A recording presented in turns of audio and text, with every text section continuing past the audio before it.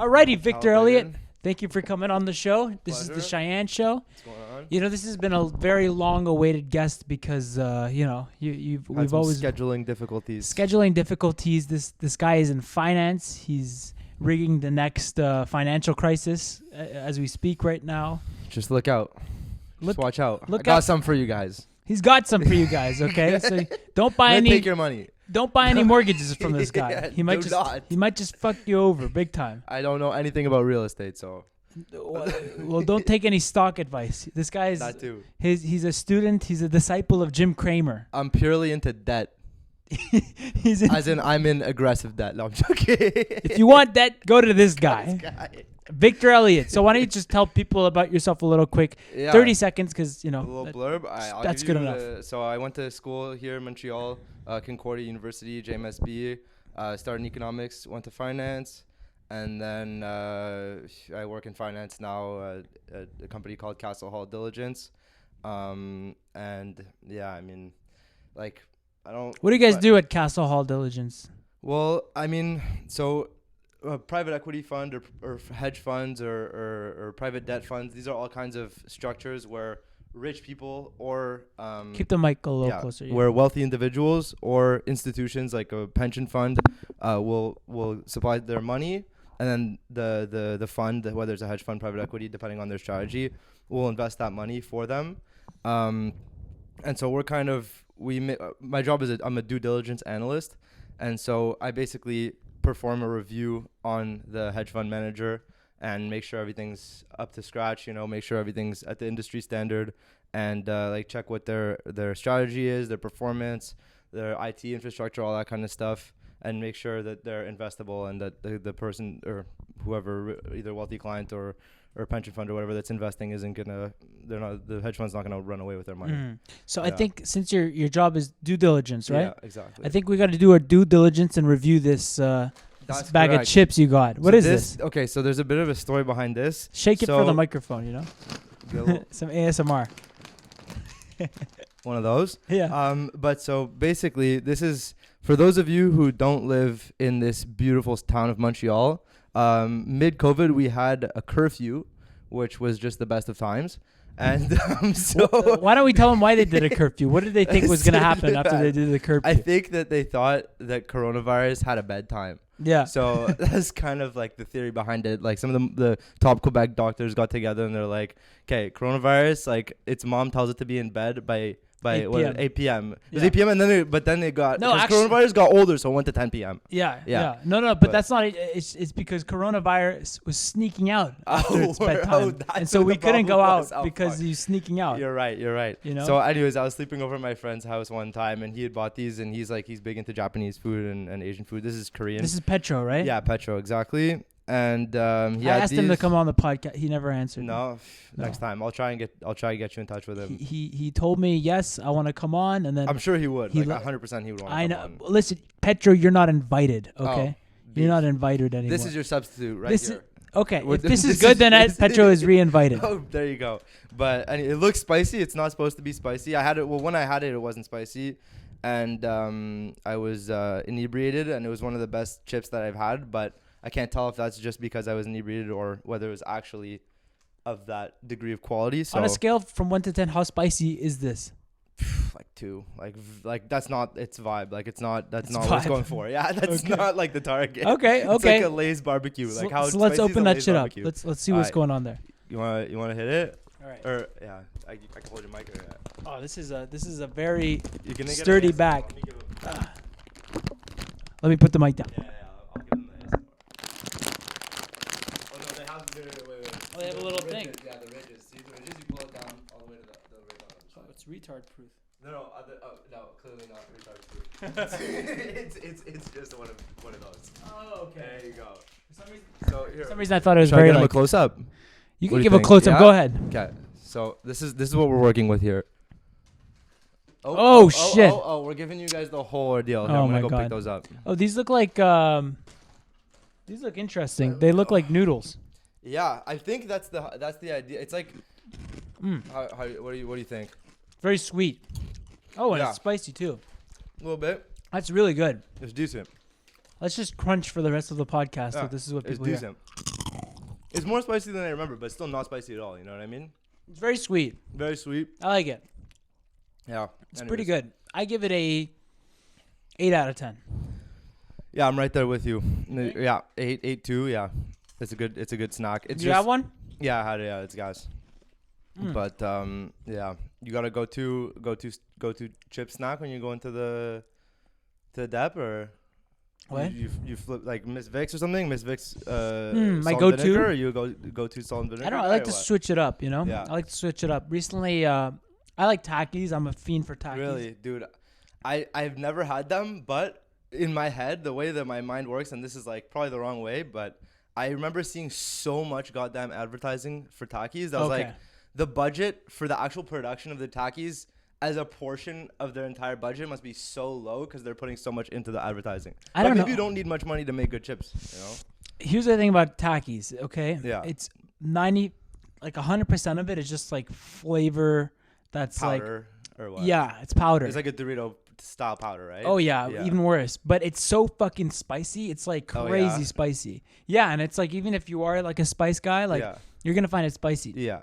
Like how are you doing? Like the next morning, like oh yeah, 100%. Like, but here's the thing: they're spicy and addictive. So if you have like. You can't just like buy a pack of Takis and not, save for later. They're done. It's like done. It's done. That's it. Even if it's a big one.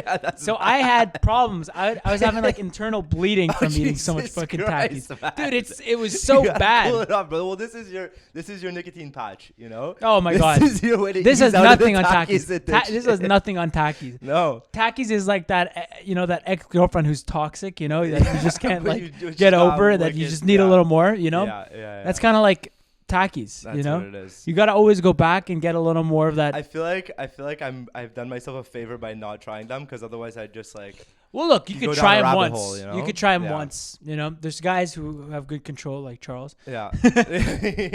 I mean, the thing about Takis is me and my friend Charles. You know Charles, yeah, right? of course. So we went to like a rock. We'll see. Yeah, he might make an appearance. But we went to a rock festival called Montebello Rock Fest. I think it was called. I think I remember when you guys went to that. And we basically it was pissing rain and like we show up. It's like we set up our tent and it was covered in there's like puddles in our tent.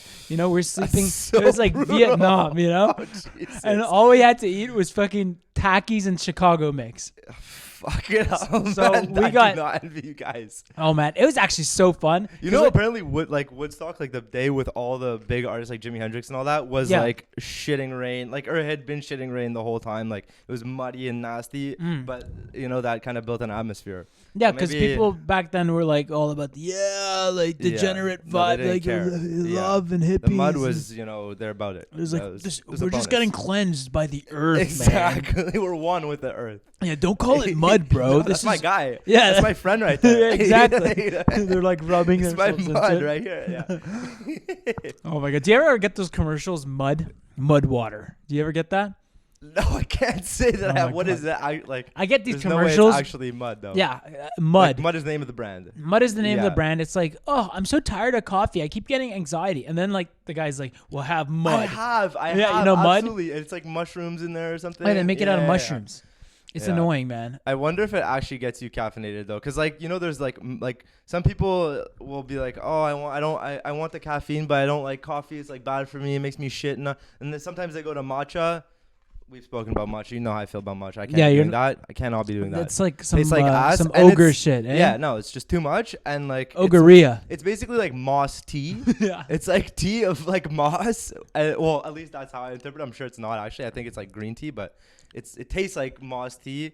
And it's supposed to have caffeine in it, but matcha. It's matcha. I like matcha. I like matcha, but it like at the same time, I think it's just because like your girlfriend at the time, like she was not making a great matcha.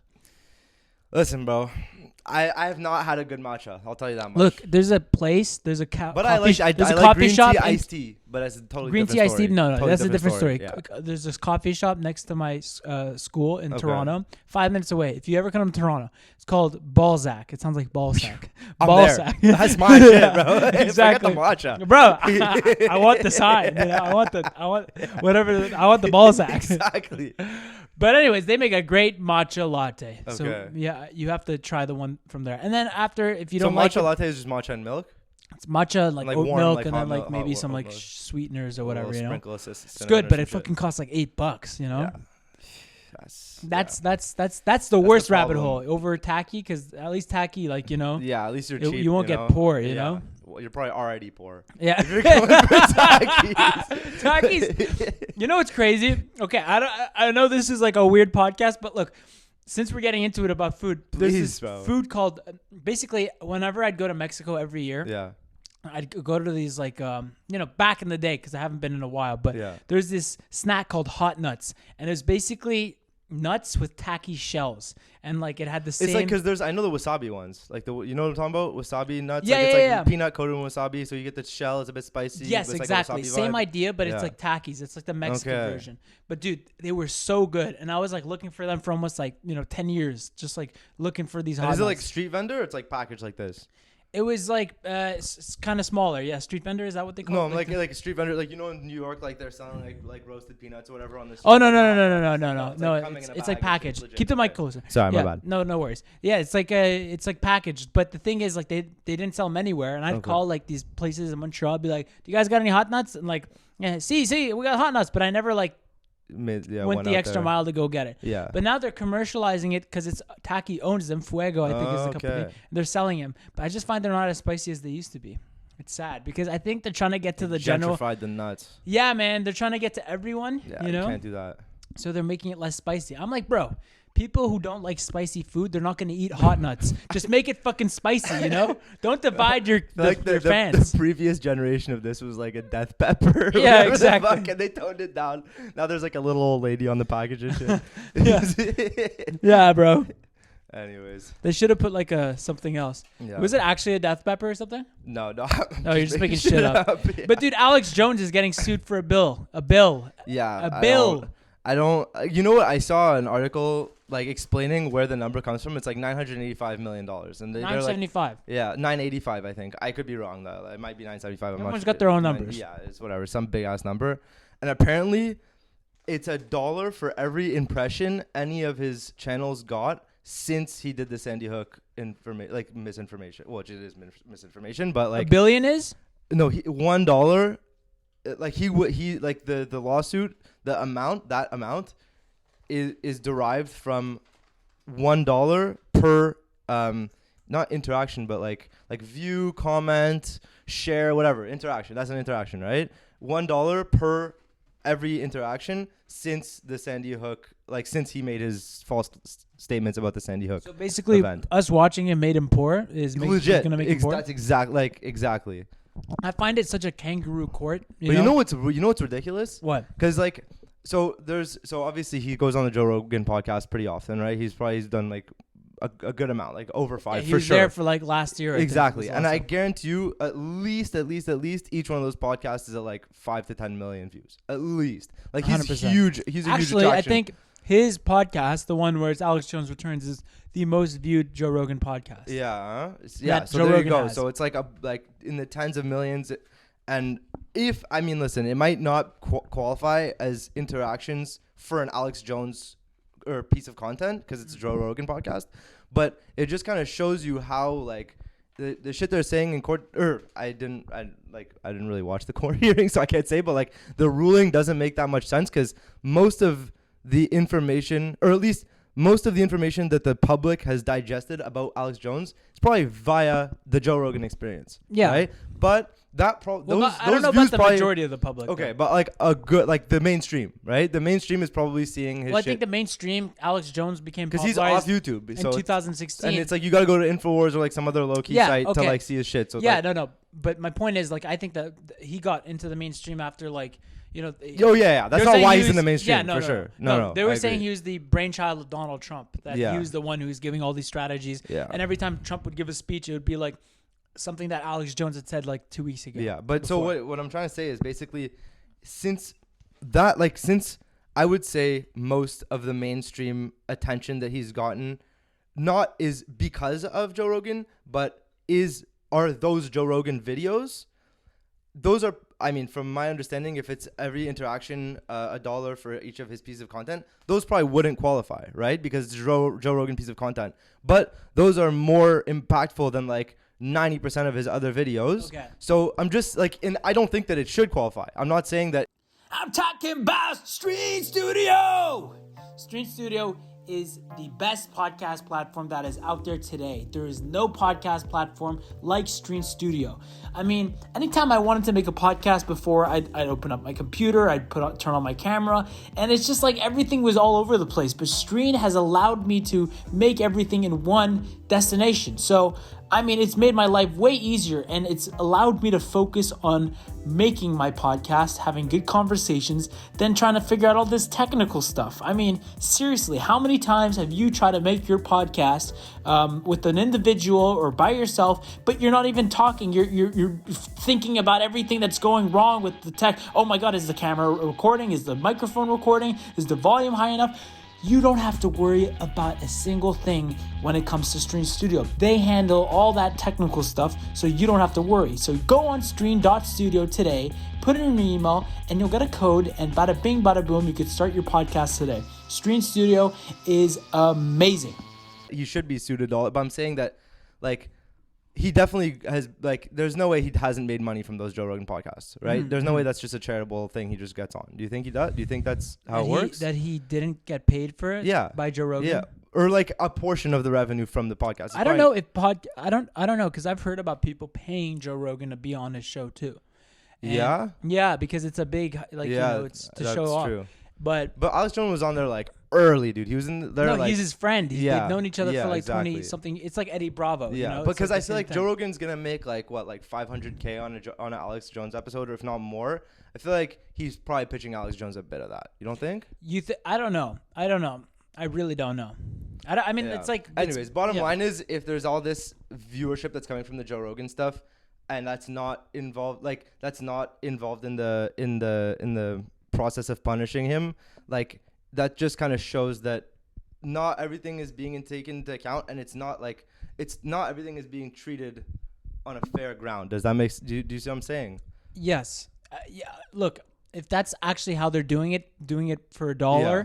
I mean, you're kind of a tattletale. You're trying to fucking get Alex Jones a little bit, you know, get him to pay a little. No, I'm not saying you should. I'm just saying that shows a problem. That shows a gap in the logic of the. Don't give them any ideas. Yeah, fuck. You're right. Google if I'm right, if it's $1 per impression, because I saw that somewhere. Yeah. It was on Instagram, but it was like a Bloomberg or a Reuters or some. Yeah, I saw. Everyone's making articles right now on Instagram. Yeah. So we'll get back with the facts. I'm looking it up right now. The internet here is not great. Yeah, no problem. But what do you think of just all this stuff that's going on? Because like recently, you know, Andrew Tate was banned, and I mean, I know what you think of him. You're not a huge fan. I'm not a huge fan. I'm just indifferent. I don't think he should have been banned. That 100%. I'm against him being banned. But his content and like him and his personal. You just don't care. You think it's like all over the place. I'm moving on. Cares, yeah, you know? Exactly. And then recently, Kanye West is coming out saying some shit.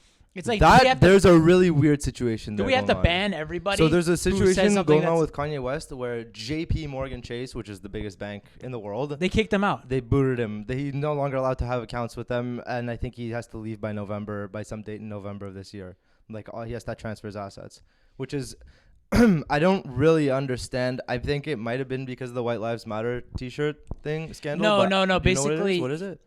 Kanye went on Twitter the other day and he said he's like, I'm about to go DEFCON 3, and then he's like something about the Jews. Yeah, something anti-Semitic. That's what it was. I can't be anti-Semitic because I'm like, the blacks were the first Jews.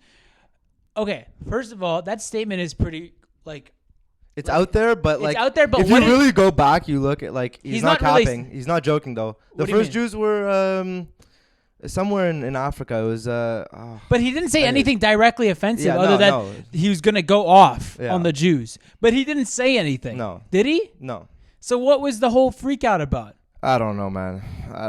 Were they scared of what was to come? I think that they just kind of want to like in finance, which is one thing that I really would like to avoid in the it's in my line of work, right? I'm in finance, but it's something that I don't really like that much about it, is that everybody is so conservative. Like you have not conservative from a political standpoint. They just want to be status quo. They want to be status quo, and they don't want any turbulence because that could make other people not want to give you money. Like if you're associated with this guy, or if like what's to please the shareholders? It's please the shareholders. That's the whole thing. It's literally just which makes sense. This make the least number of people unhappy as possible, right? But the problem is if that means fucking over a guy to the max, he's getting fucked. But exactly. But the problem with it is if maniacs capture the etiquette and then finance is just like, okay, we got to go with the etiquette 100% to appease the status quo. That's a problem. 100%, which is kind of the problem right now. Exactly.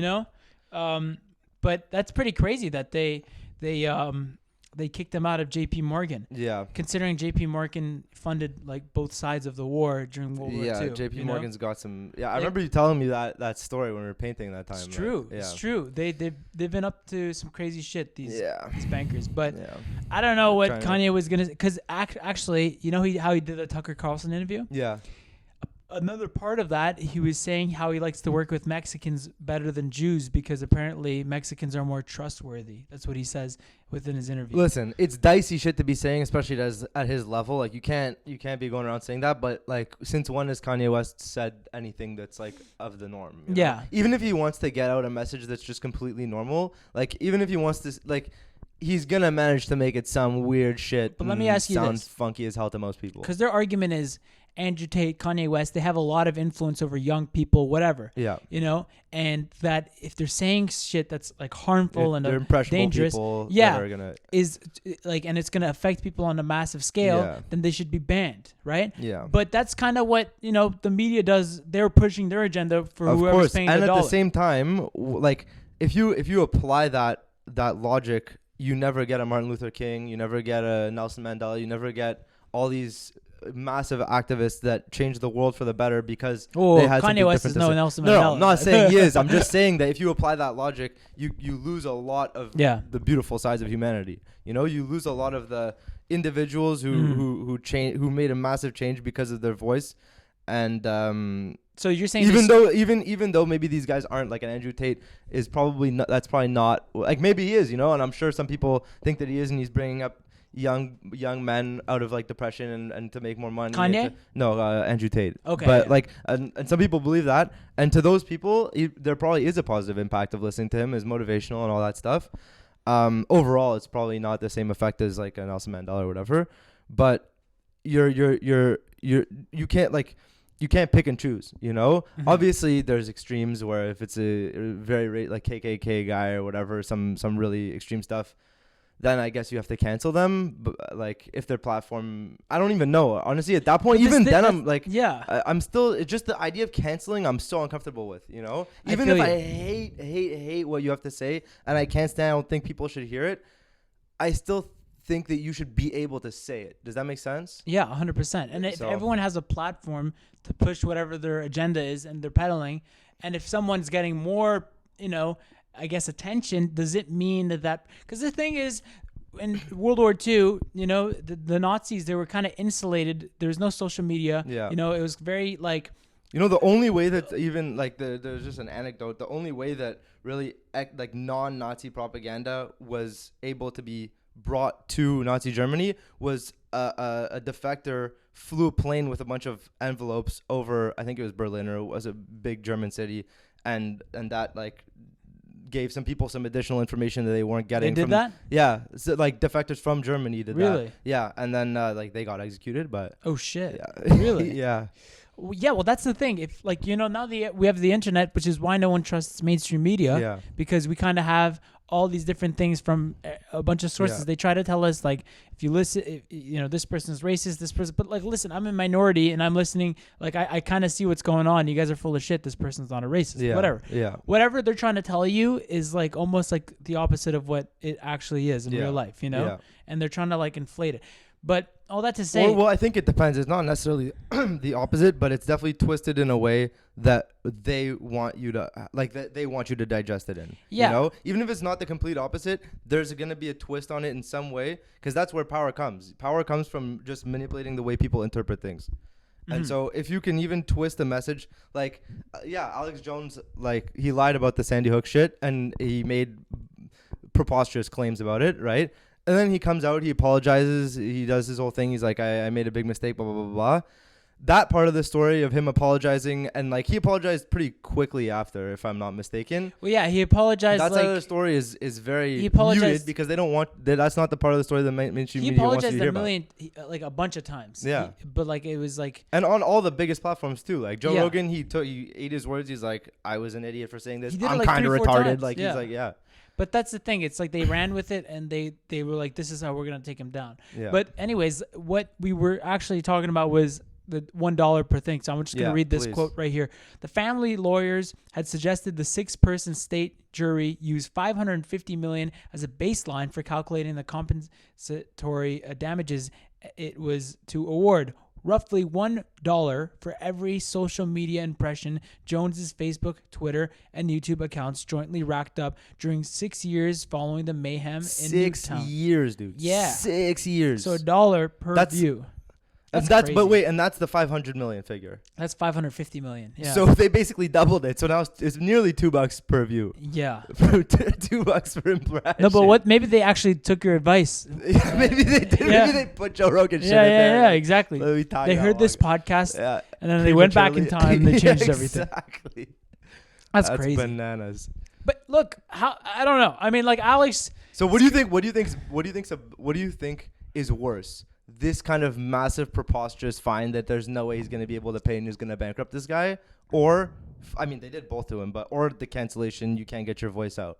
Like the financial penalty or the social penalty? Okay, I think when you get canceled, the social, because he got both, right? He got both. He's done. Definitely, obviously the social, because at least with the social, you can go on Rumble. Make your money back too. Yeah, or you could go on Rumble, or you can go to somewhere and be that guy. And if you're getting canceled. But you're saying you'd rather get canceled socially than financially?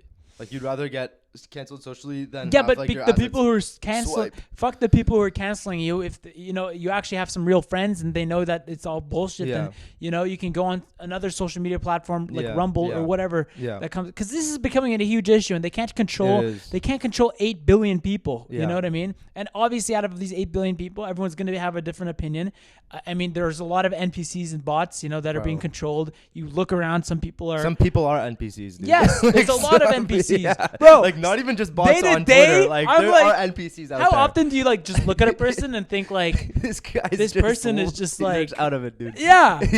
There's a lot, Sometimes I'm an NPC. Don't get it twisted. Victor, you are always an NPC, but you got some good patches. They give you some updates. We're all NPCs, but some people are just a little more. What's it called when they update the game? Patch, update. The DLC. DLC. Yeah. You Some got people got the DLC. Exactly. Yeah, exactly. Yeah. But dude, imagine I think Alex Jones, this whole thing is they're trying to make an example out of this guy. Same with Andrew Tate. Absolutely. It's like this kind of $1 billion if you say anything that goes against what they want. This fucking guy was the guy who made the Bohemian Grove documentary. You know the Bohemian Grove, right? I know. What was that?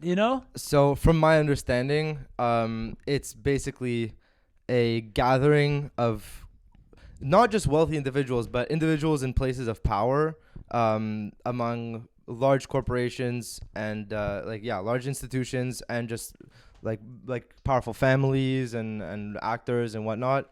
And they kind of get together, burn a wooden owl effigy, take that at face value. I mean exactly what I'm saying. I'm not, that wasn't like a metaphor. They just burn a big wooden owl as part of their ritual.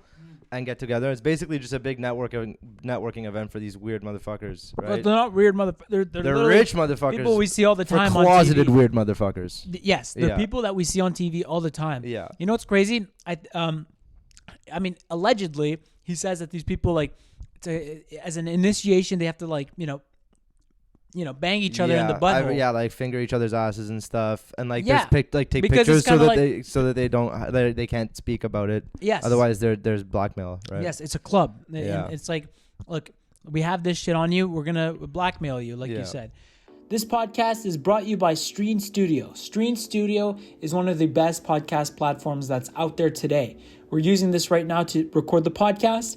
And honestly, if you want to learn how to podcast, if you want to make a podcast, it hasn't been easier than with Stream Studio, because Stream centralizes everything that you need to make a podcast into one destination. So all you really need to do is go on stream.studio, put in your email, and then you'll get a code, and bada bing, bada boom, you could start a podcast just as easy as that. I mean, there's so many people I know that are using Stream Studio today, and it's got really cool features. You can go live on Facebook, YouTube, or anywhere you really want, because there's a bunch of different partnerships that they have. And also, Stream allows you to put effects in real time on your podcast. So it's not like Zoom where, everything's bad quality and you don't have any control of anything. Stream is actually really good. So if you want to use Stream Studio, I think you really should. You should switch over today. Stream Studio is awesome. And Richard Nixon actually has a quote about it. I saw that, which is hilarious. Didn't he say like they're all faggots or something? Pardon my French. Like, I'm sorry. I know it's 2022. Yeah. I'm just quoting Richard Nixon. Let me here. pull up the actual quote here. And we're quoting someone, so like no canceling us. Yeah, exactly. Yeah. Please don't I mean, I don't really have any kind of social media, so cancel me. Do your worst. Yeah. Do you want to okay, wait. Where is this quote? But apparently Nixon was just not about it. Yeah, he had some choice words for these fellas.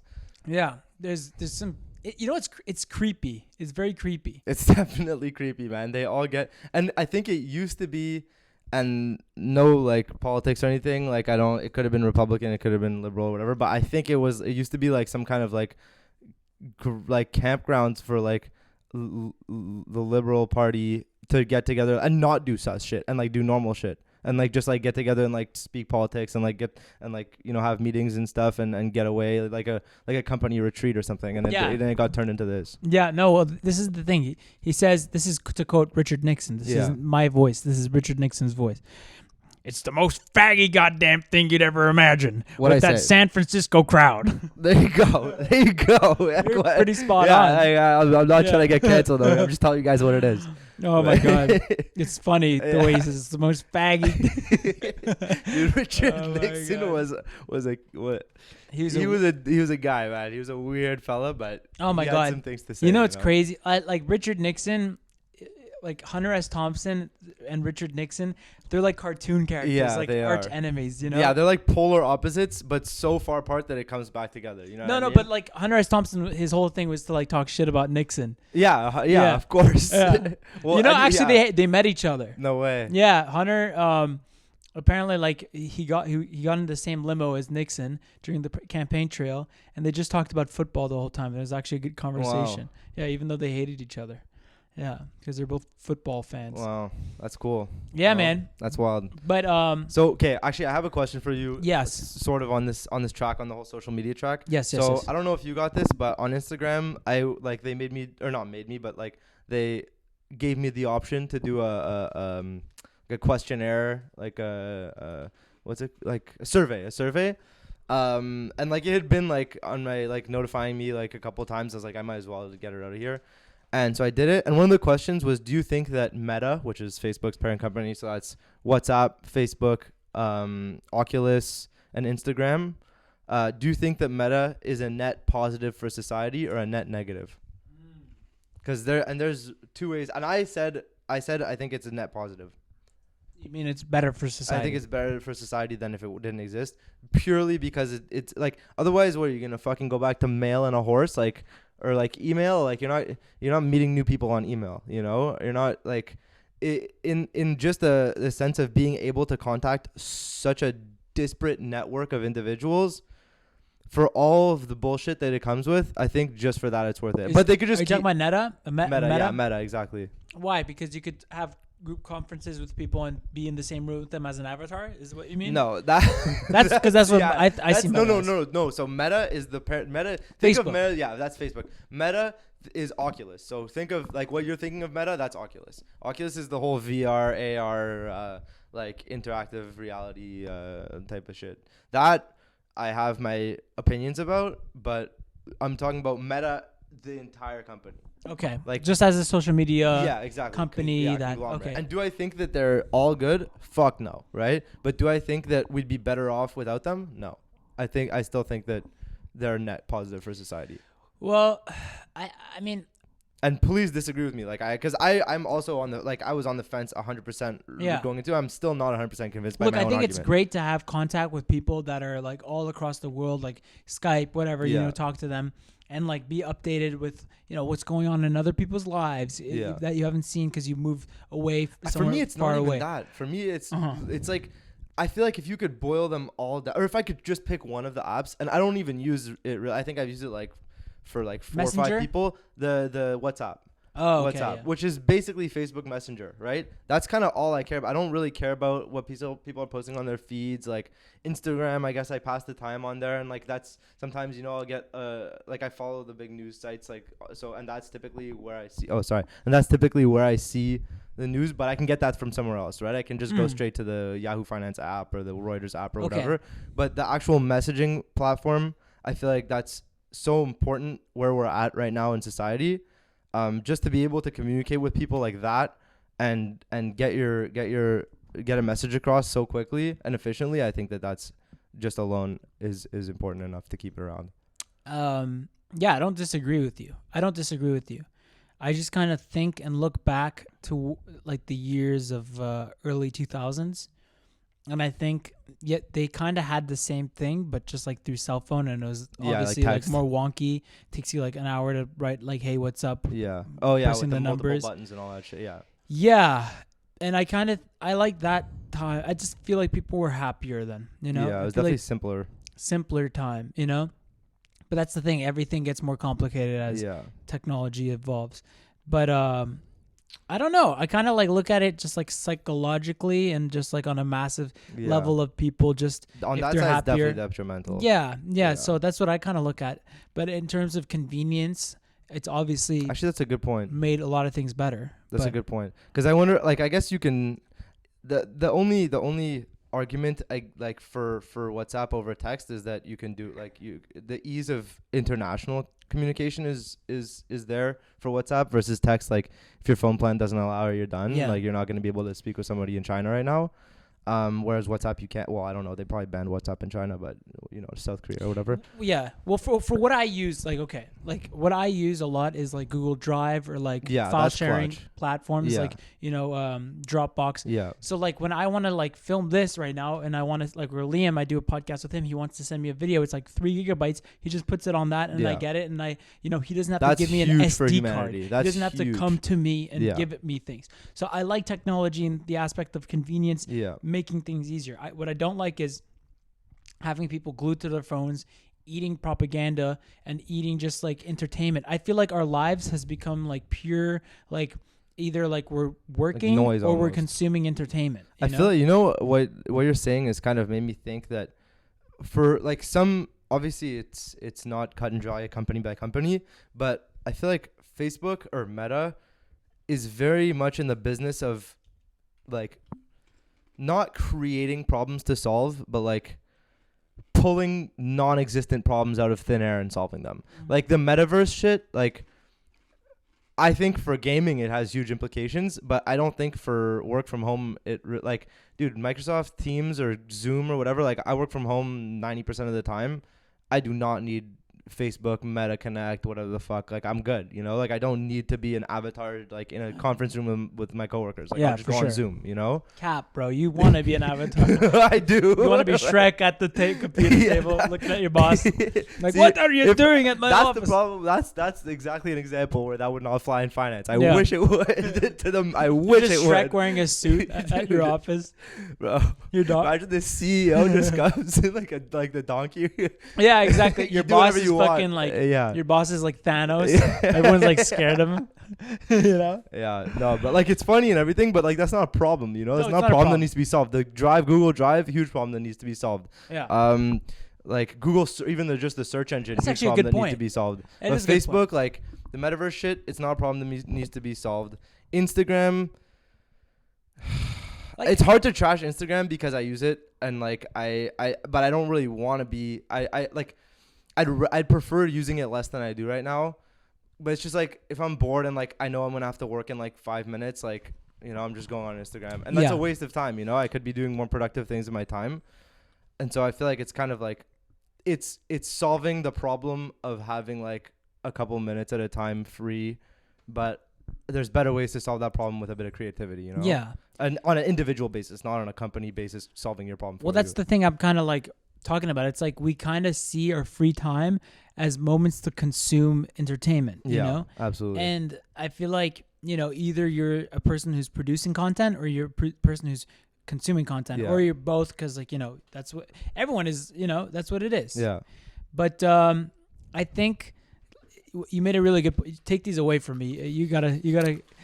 But you kind of saying there, it's pretty true. It's like, you know, they're solving problems for things that aren't actually problems. You know, you know, we could live. You think it's a problem? Yeah, we could live without these problems. Yeah, we can all without these solutions. The problems are not really a big. It's not like.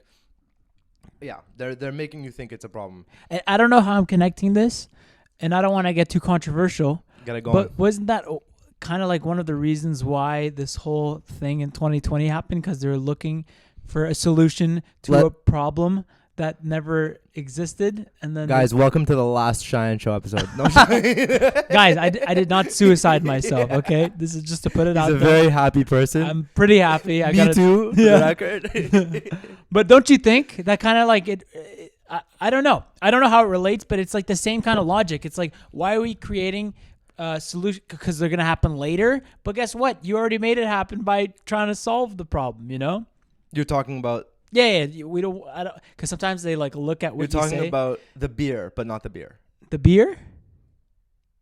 Like oh the tropical beer vibe. Exactly. Yeah. The beer. Yeah, the beer. Okay, so Rona season. I think I like the milk boys like to say. In that situation, I think it went a step further because they were trying to solve a problem that hadn't arisen yet, right? Because they were trying to develop. Don't use any words. Yeah, I'm really gonna try to go code word on this we're one. Being so vague for people who don't know what the fuck we're talking about. Guys, we're talking about beer, okay? You know the beer that the Nelk boys like? Not Happy Dad. Fuck that one. The one that they're always like, you guys want to have a Rona? You know, Kyle, Rona. Yeah. It's Rona season, boys. It's Rona season. Yeah. Anyways. But okay, so I think that they were trying to solve a problem that didn't yet exist, which was. Kind of like it's pretty evident what it was, right? Like like the problem was multiple people would get something that would bring them below 100% of their health, right? Yes, that was the anticipated problem that they were trying to solve in those facilities, right? That brand of beer didn't come out yet. It didn't come out yet. That brand of beer was unreleased, right?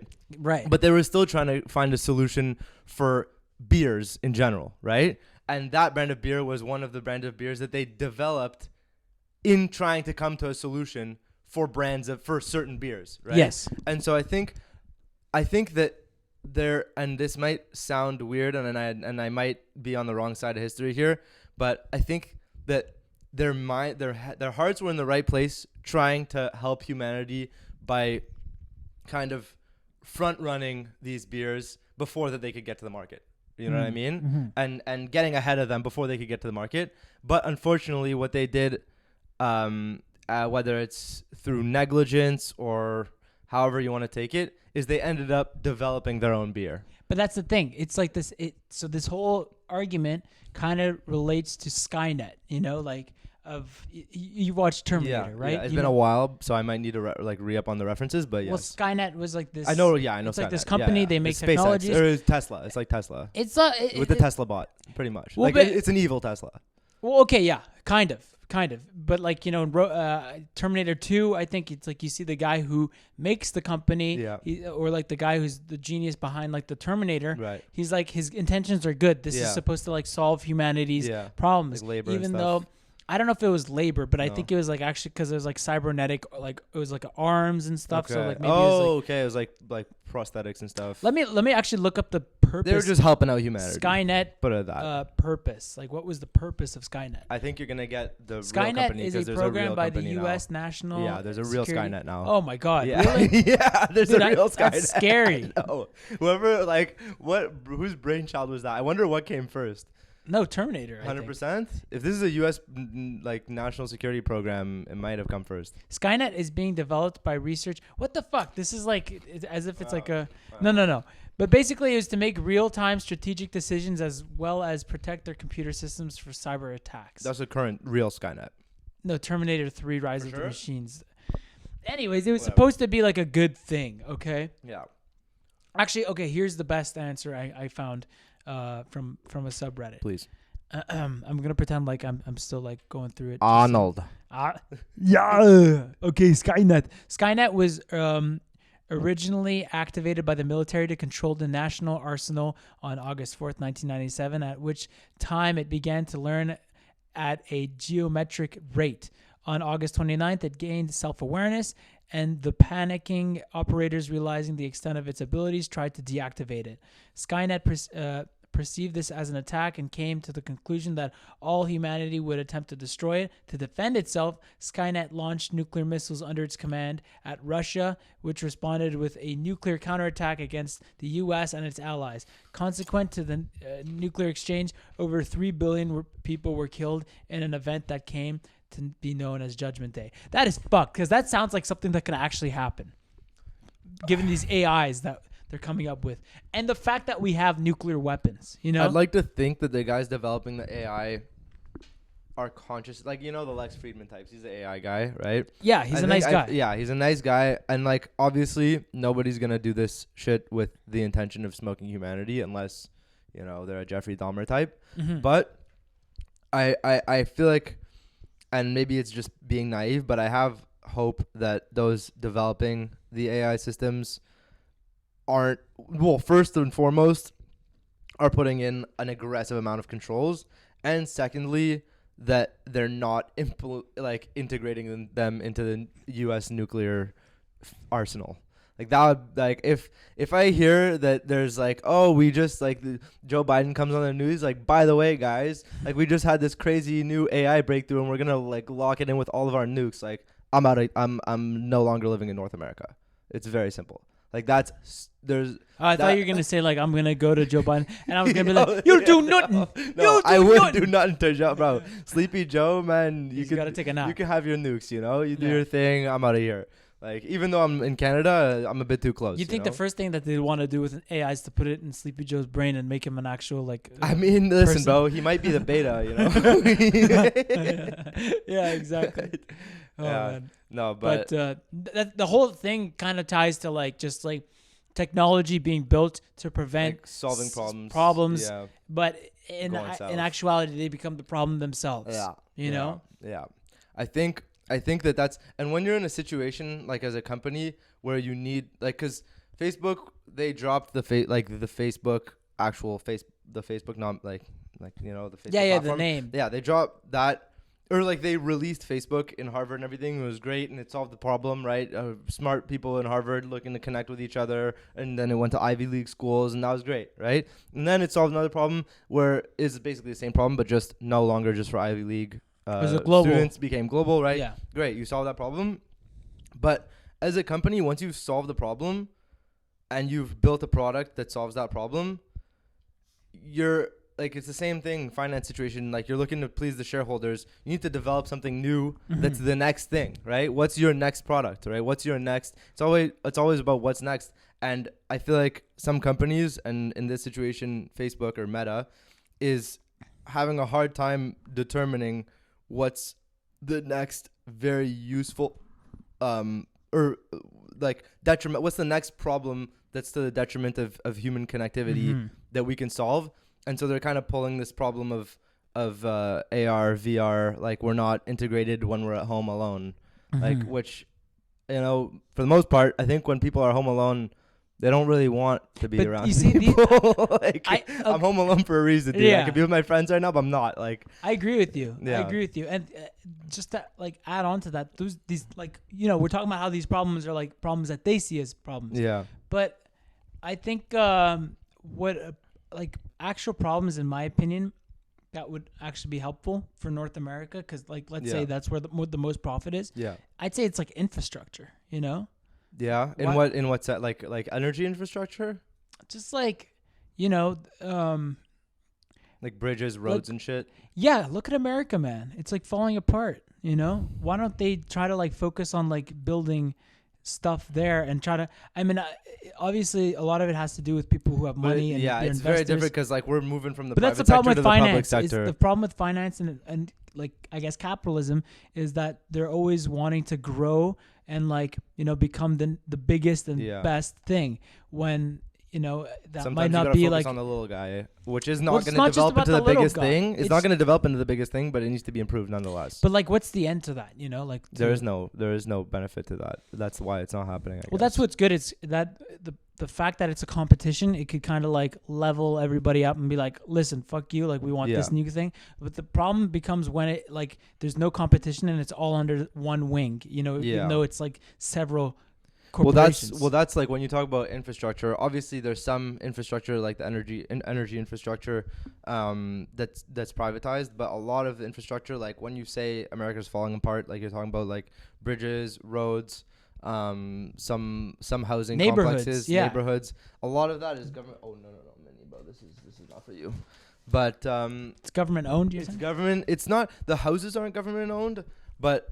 It's a government. It's a municipality where the regulations and the like the things that are gonna get done at a community level. It's smaller government, right? It's a municipal government or provincial government, but it's not typically private, especially like the roads and bridges and that kind of infrastructure. That's not private, but I think that even like if it was private. There's not like these situations. There's not like one of the big problems, in my opinion, and that's gonna face humanity until we solve it is space junk. If you look up how much space debris there is out in orbit, like it will baffle your mind. Like you'll be blown away. There's websites that, and I suggest you go at home, like just Google space junk map. That's it. There's a NASA map of it, and there's another third-party map that basically tracks every satellite and every piece of like if it's a piece of a satellite that's decommissioned or like a piece of like a booster rocket from a rocket that was like strutted away during its ascent, like it was part of the first stage or second stage or whatever. And that's in orbit as just a space junk. It tracks all of these things, and you look, and so you see the Earth, and then right out in the low Earth orbit, it's like the Earth's wearing a condom. Like there's no gaps. Like it's just a bulk of just shit around the Earth that's just zipping around. And then outside of that, in medium and I forget, I think it's called like external Earth orbit or whatever, the further out Earth orbit, there's also a bunch of junk. And soon enough, and Elon Musk has spoken about this as well as some people at NASA, soon enough, you're not going to be able to send rockets up, or the scheduling to send rockets up to deliver things to orbit. It has to be in line with exactly. Well, okay. And so that's just and getting rarer and rarer. I know I'm like a retard, and I don't know anything about like. Give me 2 seconds. And basically, the reason this this came up is because no. The only reason this came up is because I spent like an evening looking at this map and trying to think what capitalist incentive is there to get that shit out of there, right? Of course, as a space company, you want to get your shit up, right? You want to be able to get satellites in orbit and serve your customers. You want to be able to get astronauts to the space station or whatever. You want to be able to perform your business. There's not that many space companies right now, so the incentive for them to clean it up so that they can get their shit up isn't that high, because their profit margins are already slim. So there's no capitalist incentive to clean up this space junk, and it's just fucking us over like every second, every minute. There's a new piece of space junk that collides with another one and forms like 15 other pieces. Yeah, well, that's the thing. It's just too short term, kind of like the short term, like wanting the money kind of thing, because like why are they sending $700 billion to Ukraine? Like when it's because it's profit for like Lockheed Martin and all 100%. These different weapon companies. Yeah. That's when it's coming. Like when it's war, it's fine, but when it's like it's actual shit around the world, it's a tough call to make. Yeah, but you know what? It's so crazy. Sorry, I just gotta get this out of the way. Please, but like, please. what if they made like something that's like a broom, like a net? I was thinking like a broom, like, or like not a broom, like a scooper, Because the broom only works on 2 dimensions. No, but those things that the dust, that you the scoop it up dustbin. with. No, That you like scoop a up the dust dustbin. with. Yeah, like you have the broom and then the thing you scoop it with. Okay. Instead of having a broom, Yeah. we just have like a floating dustbin. There's just like, and it captures everything. And it can have like a vacuum element to it that sucks everything in. And then so there's 2 problems. And then you ship that off to somewhere else. Firstly, the vacuum won't work because you're in space and space is already a vacuum. So there's nothing to pull. Like there are particles. Okay, so but it just catches it. Yeah, that. So there are, and so in my when I was looking into this, I was looking into some propositions that were brought up to solve this problem, regardless of how it's going to be financed. Did anyone think of that one? Of course. So people thought of basically bringing up a satellite, because when you're sending something into space, you want it to be as small and as light as possible to be able to get there like cost effectively. So it would be sent up, and then basically it's like an origami vibe that just unfolds and kind of just like it's like a big ass net, right? And it like shit just falls into it, and then somehow, whether it's like a booster or whether the net can be used as like a solar sail, and then it'll be brought all like that. You mean like a jet or something? Yeah, either there's a booster which still has a bit of fuel in it that can jet it back in, and then it just crashes back down into Earth. Oh, so we're trying to collect the shit and bring it to Earth? Oh yeah. Okay. Because I mean, the shit that's up there is like steel and stuff. Like we can use it. It's definitely recyclable. Okay. Like shit that you use in outer space is typically of the highest grade materials in the world. Like so there's a lot of gold up there. So wouldn't that be profitable? It would be recyclable. I don't know if it'd be profitable, but it would definitely like be minerals recyclable. And like material. It would be profitable if it didn't cost so much damn money to bring it down. That's like it's so much cheaper to just get it built here. But so right now it's not profitable. But there was that. There was also, what else was there? There was that. Some guys should like just send. Other ideas some guys should just like shoot up a bunch of like expensive like Armani bags and like Gucci. Come on, guys! Like that's free. Go get it. Yeah. Go get it. Yeah, exactly. Go get it today. But so that's a big problem that kind of scares me. Because I'm a big proponent of space travel and space exploration. But that's something that scares me. So what you were saying, and this kind of just like sprung into my mind, so it's a bit left field. But remember how you were saying like, when it's war, like it's $700 million contract to Lockheed Martin. $700 billion contract to Lockheed Martin. This, that, and the next. Like, well, they're sending it to Ukraine. Yeah, they're sending exactly. That's like, you know what's hilarious? You get these SJWs. Like, oh, fuck war, like peace, which, yes, 100%, I back it. Like, I'm not making fun, I'm just making fun of their voice. But now they're beating the drums to war. But now they're like, no, like, we need to send more weapons. Yeah. Like, send these motherfucking nukes. Like, these, Joe Biden turned, like, your local fucking green-haired SJW into a fucking, into a warmonger. Well, no, that's the thing. Why is Liz Cheney so respected when her dad literally, started a bunch of wars, you know? Millions of people died under this lady, and Liz Cheney's coming up on stage. She's saying Donald Trump is bad. Dick Cheney's brother or something? It's his daughter. It's Dick Cheney's daughter. Okay, yeah. And she's like seen as like the only moral Republican that's out there, and like people on the left, they love her. But Dick Cheney's a different. Because she's always talking shit. I was watching Vice the other day. Oh yeah, with the heart and all that. Vice, but yeah. I can't tell. Is Liz Cheney? Because is Liz Cheney the daughter who is a les? I can't tell. Oh yeah, he has a les daughter. That's true. I don't know, but I don't think that's her. No, it's not. I don't think it is either. Because I don't think she went into politics. No, yeah, Liz Cheney went into politics, and she talks mad shit about Trump. Yeah. But it's like, oh really? Yeah, but it's like, look, Trump didn't start any fucking wars. But you know why? Your daddy did. You know what Dick Cheney would always say, or at least in the movie, which I'm guessing he probably said. He's always like, gentle touch, soft touch. Like everything he'd do, even if it's the most bananas shit, he's just like, do it with a soft touch. And Donald Trump is the exact opposite of that. Everything was blatant and Dick Cheney was behind the scenes. Yeah, Trump was like, I want all the attention. I want the spotlight. I want everything. He was basically president from the vice president's seat. Yeah. So George Bush was an idiot. Back, yeah. He was an idiot. And that guy was just a puppet to be controlled. And it's kind of tragic because he was always got the bad rep. George Bush ate the rep. Yeah, he bro, ate the reputation. He ate the rep. Is Dick Cheney's and ideas. he was actually a fun guy. He looked like a nice guy. He liked football. You have a good conversation. He's like an artist now. He does paintings and shit. There you go. But look, how many people died under his administration? One too many. A lot, yeah. But, you know, Yeah. that's the thing. And he's coming on to these late night television shows and lecturing people how the Republican Party and Trump, they're act like terrorists or whatever.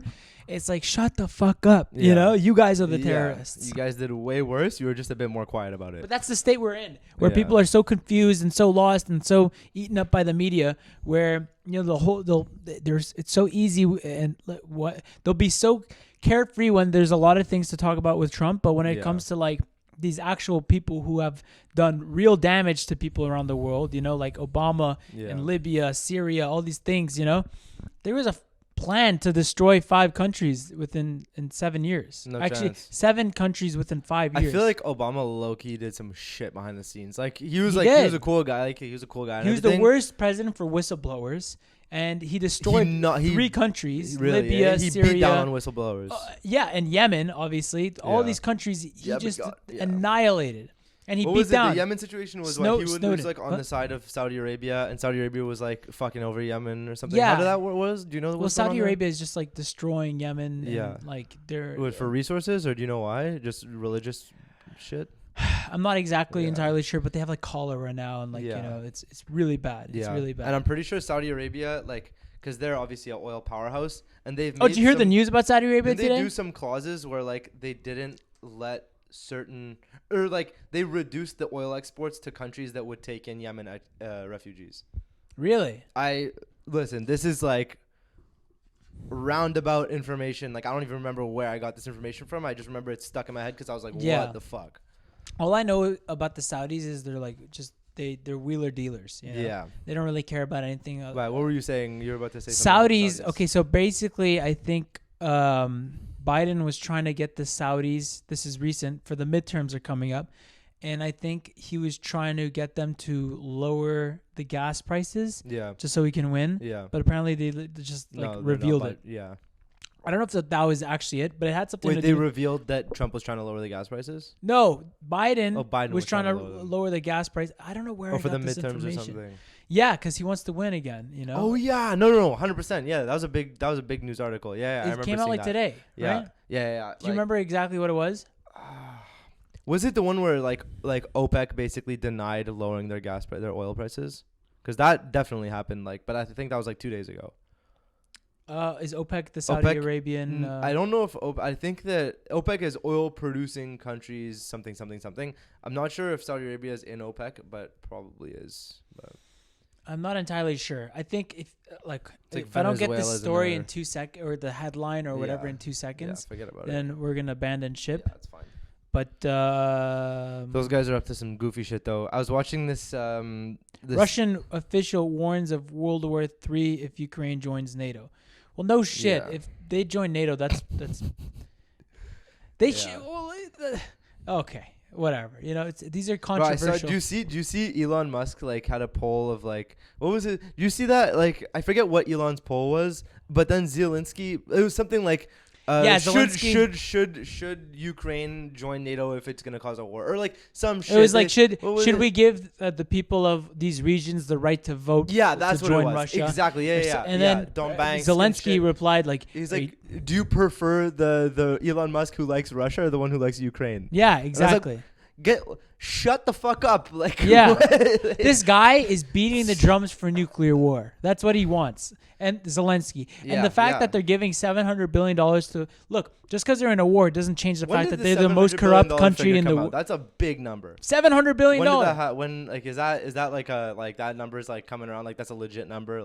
Being I've seen it around. I mean, look, I haven't... That's a lot. I don't know where the actual source is, but I saw a video today of AOC, Alexandria Ocasio-Cortez. She voted for that bill, and there's people at one of her gatherings or whatever, or she's giving a speech, and they're yelling on the top of, "You betrayed us! You're a warmonger! You gave $700 billion for nuclear war!" And then the guy's like, why would you? It's his point was you're voting for something that's gonna if they push it or if they try to go forward, then literally we're not gonna be around, But that's the thing. It's they made that movie. You know that movie the one where it's like there's an asteroid coming. And exactly, but it's like the opposite is happening with the Democrats. We need to find the name of that movie because like I picked up on it because we're on the same wavelength right now. Yeah. The movie is called I think Don't Look Up. Don't Look Up. Yeah. But the ironic thing is like the Democrats right now are like the same administration in that movie, except it's like war. It's not, and they're trying to like accelerate this war with NATO really and brutal. Like they're like any they gotta come up with a deal. Any bill that results in more tax dollars being spent and on a foreign entity. But most of the time they don't give a fuck what it's spent on. Most of the time it's just if there's more money being spent. Like wasn't there that like $1.5 trillion bill, the Build Back Better bill or whatever the fuck. Like there was that was a big talking point. Remember it was like multiple trillions of dollars. Build Back Better, Hunter Biden. Yeah, and like that's. Everybody knows that most of that money is fucking gonna go up in smoke, right? And these politicians are gonna gobble it up. Yeah, but a Rat Can costed $54 million to me. Yeah, like there's a Rick and Morty there's a part of a Rick and Morty episode that really it's hilarious. Like there's basically an imposter president who is like a humanized version of a turkey. Forget about it. Long story, but it's their Thanksgiving episode from like last season. And the like the fake president. And the real president pulls up and he's like, this is a fake president. And then the fake president's like, we're gonna, what did he say? He's like, we're gonna sell all of our weapons and like give the money to Congress. Or, like he's gonna like we're gonna sell all and we're gonna fucking give the money to Congress. And he's like, he's just making ridiculous. Didn't say the word. He's just making stupid proposals, right? Like dumb proposals, and then ending it and give the money to Congress. And then the Congress is like, that's our president. You're not the president. What are you talking about? And so it just shows you that like whatever bills, and unfortunately, I feel like you tend to see it more on the liberal side. But you know, I'm sure there's bad eggs on both sides. But whatever bills or legislation that's passed that unlocks capital. These motherfuckers are for because it means that they get to play with it. There's when I was first getting into finance, and I like when I first watched the Wolf of Wall Street stuff and all that stuff, and getting into finance, I watched this video about what it's like working on Wall Street and what it's like. And they go and they speak to the guy and he's like, it's like if you're an oyster farmer, right? Oysters are lavish. A delicacy, right? It's expensive. You go to the restaurant, you pay fucking $50 for 20 oysters or whatever. It's expensive, right? An oyster farmer eats those for basically free all day, every day, because he's around it all the time. These guys in Congress and these politicians, when they unlock that money, they're able to hoover some of it up, right? Oh yeah, because a lot. They're just especially around if they know what bill's coming out, exactly. And then they just buy the stock of whatever that's a company. whole different problem. But Nancy Pelosi, you know? Yeah. But no, that's the thing. It's like they're just playing around while everyone else is like. Look at all the homeless people that are in your own country, you know? Look at all like the shit state of this, country. Yeah. And what are you doing? You're sending over $700 billion to, fight Russia, But at the same time, listen, man, we were just saying ourselves the infrastructure needs to improve, and now we're roasting the Build Back Better plan. So it's like, it's hard. It's always super hard to find a balance. Look, Build Back Better was to destroy the economy. Yeah, no, it was a horrible idea. It was like literally, it was... Basically, the bill was kind of like brought to our attention at like right when inflation was like at an all-time high, and they're like, "All right, let's do another like $2 trillion." Yeah. It's like, do you not just that? Look around, guy. Like, do you know who came up with that? Talk to me. The World Economic Forum made the slogan. Those guys. Yeah. I love those guys. Daddy Klaus. Daddy Klaus. That's my guy. Anyways, we don't want to give too much more airtime to these guys. Things are crazy, but that's okay because people are waking up and this is the new InfoWars. I'm just kidding. But that's the thing. It's like, why are these conversations like scary? You know what I mean? To have in this day and age. I think it's because you're gonna get canceled for like in person. We talk about this kind of shit all the time. Yeah, like, this is pretty classic. But I feel like in an open forum context, like this is the kind of shit. Like, there's no way they talk about this on the late night show. No, 100%. Like, this is just way too taboo to be. But it's so real. But it's so much more pertinent than the shit that they are talking about. They're just trying to distract us with bullshit. Yeah, it's like keep it pushing. Like, I want to actually talk about or hear. And that's why their views are so down. No one gives a fuck about late time. Dude, I can almost guarantee you Alex Jones gets more views than them. 100%. I would bet Dude, you money know who that gets he does. the Nelk Boys get more views than Jimmy Kimmel. That's for sure. You That's saw that? for sure. Like when the Donald Trump episode came out, because like they had Yeah. Jimmy Kimmel was like dogging them. He was like talking shit, and he's like, "Bro, like they get more views than you." You know what I mean? Yeah. No, I remember seeing a chart, and it was like the viewership of like shows and podcasts and stuff. And there's the Joe Rogan Experience with like the length of my index finger, and then like the second one was like less than half. He was like shitting on everybody. Like it wasn't even close. Yeah. So that kind of shows you, the late night shows, the Jimmy Fallons, the Jimmy Kimmels, the whatever. Jay Leno. Jay Leno's a cool guy, though. I like Jay Leno. But you know what I mean? Like, those guys, the talking points are a little bit too lighthearted for the current social environment. Well, when you talk to people about Joe Rogan, just like, I don't know. It's weird because Dude, this when I girl first pointed mentioned out him to this- my mom, this- my mom's like, what the fuck? Why are you listening to this guy? Really? Yeah, I'm like, clearly you've never heard a word come Well, out of that's his the thing. mouth. Like, why are you saying that? No, like I was talking to this girl the other day, and she's like, she's like, oh, like, I hate like going. It takes me 45 minutes to get to school. Like, I'm like, why don't you just listen to podcasts? She's like, I do sometimes. And I look at the top 10, and I'm like, oh, so what's in the top 10? Knowing that she's gonna say Joe Rogan, and she's like, Joe Rogan. Yeah. I'm like, oh, so you listen to Joe Rogan? She's like, no, I hate him. I'm like, why? And she's like, I don't know. I just don't agree with He the doesn't things say what he you want to says. hear. Yeah, and then she also made the point that, which is a fair point, that he doesn't have a lot of female guests on. That's what. Yeah, that's true. He definitely doesn't. But he had Tulsi Gabbard on like a couple days ago or Tulsi yesterday. Gabbard, yeah. But But when she has female guests, but they're that's- pretty masculine. Yeah, she's basically a guy, but she's a good-looking guy. Yeah, she's good. You think she's good looking? For a guy, yeah. But She's not a guy. I know, I'm joking. Yeah, listen, man, she's doing all right for herself. Anyways, do you you know what you should really watch? Please. The Sopranos. I feel like Bro, you would love that People show have so told me that much. shit's like you've told me that a couple times, I think. And Dude, some you other would people love have told that me show. It's so I up your still alley. never got into it really. I watched some like YouTube like highlight. Did you like skits it? and stuff? Yeah, it was great. Do you have Crave? I don't have Crave. Did I can't. you- I don't. I like it would have to be pirated. Like I'd have You to. have just to watch pirate it. Sopranos. Yeah, it's on Crave. It's eh? so funny, man. It's so I have funny. I have Netflix, Disney, and like I have access to Prime. I just don't have it logged in. It's like my friends, but I don't know. Yeah. I've been watching it a lot recently, just with my girlfriend. We're on the last season, which is pretty depressing. so But people dying and shit or what? Well, like, yeah, a little bit, and it's just like it's like over. It's almost over, you know. Oh, that's why it's depressing. It's because like you want it to Mainly keep going. that, yeah. Fair enough. But it's honestly, it's okay. It's ending at the right, because a lot of it is pretty repetitive, but Yeah. you would love it. It's like so Joey Diaz, like Yeah. up that alley. So You it's know? like from my understanding, it's kind of like a jokes mobster movie, but show that's like is it even jokes? It's like it's very dramatic too. Yeah. Okay. Super dramatic. Okay. It feels like you're watching.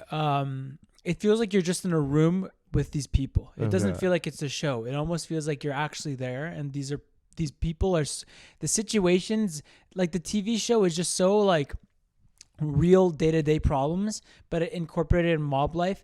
It's like it takes mobsters, like this whole mob genre. We've always seen it in movies. It's like the 50s. They're smoking cigarettes. Yeah. They're glamorous, driving cars. Yeah. But it puts it in like a modern day, like post-capitalist It's setting. like 90s, 2000s, eh? Yeah, Yeah. where it's like they're dealing with the shit that we deal with on day-to-day life, and they're just like they don't fit in to the regular world. You Right. know what I mean? Right. They don't fit in like this. It's like It's kind of a transitional period. it's Right. kind of like transitional almost. Yeah. It's like the end. It's like the last. Yeah.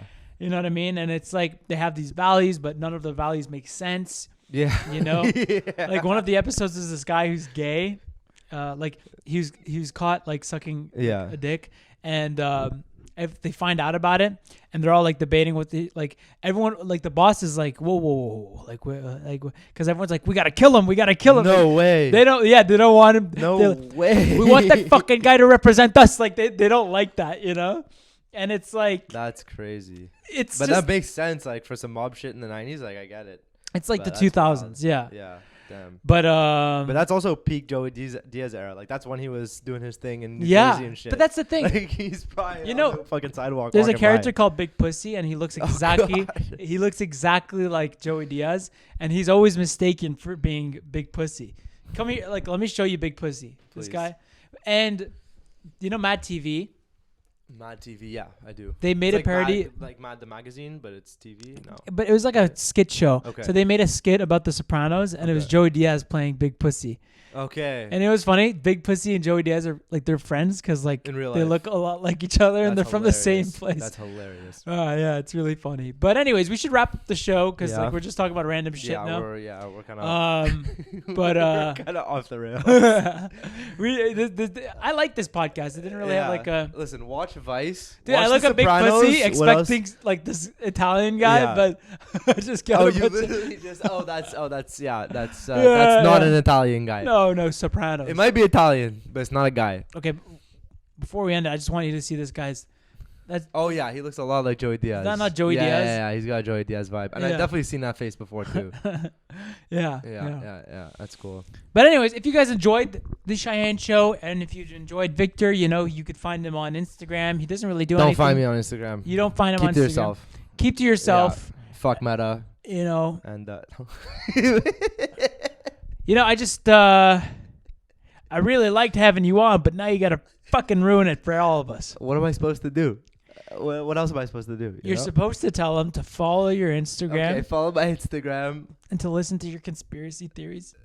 That we're gonna have to do in person. Yeah, actually. And We're actually yeah. having a gathering at the Montreal Grove. Oh, dude, the Murray Hill Grove. Okay, hold on. They might want to hear this. What? There's a massive what? Not the Illuminati. What's the other one? Bring it. What's the other? Scientology. No. It's Masons. Freemasons. Freemasons. There's a massive Freemasons building downtown Montreal. I think I've Huge, seen it. small windows, like marble kind of vibe on the outside, and it says masonry or like masons or some shit on it. Like I remember I was biking by. It's on Sherbrooke. I was biking by. I was like, what the fuck is that? What are the Freemasons? So it's a group of people that I was started in the Middle Ages, and they basically had trade secrets about Montreal carpentry. Masonic Temple. Yeah. I Yeah, see. that's it.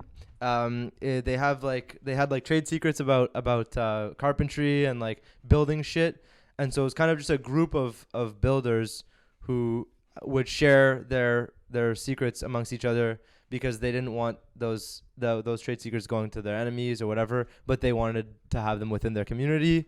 And then from there, it just kind of grew and grew into a bunch of somewhat educated, somewhat of status individuals. It's really not like the bar for entry isn't like crazy high anymore, but it's still like a pretty exclusive group. It's open to the public. My former girlfriend's dad is a member. Of the Freemasons? Yeah, Really? yeah, and her cousin, who you know, is like has been to meetings. Of the Freemasons in Montreal? I don't know about Montreal, but yeah, they're in the That's Turkish. crazy. They're in the actually. Well, it looks pretty bum ass now, so I don't think it's like a. Look at these people who are part of it. Yeah, I don't know too much about that. I don't think these guys are the. But did you see the world. building? Yeah, I did. The I building did. doesn't look too bum ass. No, The we got to building's wrap it up pretty- because Charles yeah. is here. Okay. But perfect. anyways, thanks for listening, and we'll see you next time. Ciao.